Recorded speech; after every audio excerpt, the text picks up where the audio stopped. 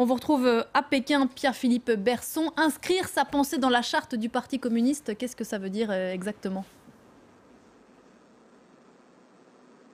Eh bien, c'est le titre honorifique le plus prestigieux du Parti communiste chinois, le plus grand parti politique du monde avec 89 millions de membres. Comme ils ne pouvaient pas tous loger dans la même pièce, eh bien, ce sont 2300 délégués qui se sont réunis pendant une semaine pour ce congrès qui s'est achevé aujourd'hui sur la place Tiananmen. Et ce matin, ils ont décidé d'inscrire la pensée de Xi Jinping dans la charte du parti. Cela signifie eh bien, que cette pensée doit servir d'inspiration, de modèle pour les politiques à venir. Cette pensée du président chinois, quelle est-elle ? Eh bien, c'est l'ambition de faire de la Chine la première puissance économique et militaire pour 2050. Il propose davantage d'ouverture économique, de libre-échange et d'investissement avec l'étranger, mais dans le même temps, eh bien, il propose de réduire les libertés publiques et surtout de museler le Parti communiste. Alors, il est aujourd'hui l'égal de Mao. La question est donc de savoir si, comme le grand timonier, il va être tenté d'exercer son pouvoir jusqu'à la fin de ses jours. Précisément, l'emprise de Xi Jinping sur le pouvoir chinois devrait être confirmée demain.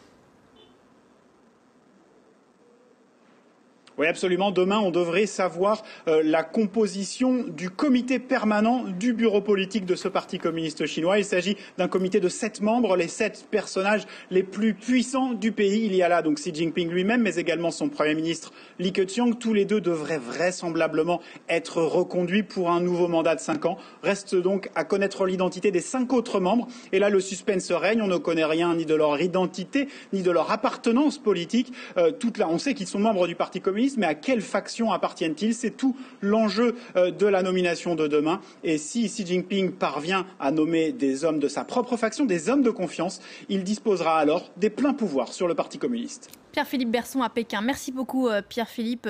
On se retrouvera donc demain.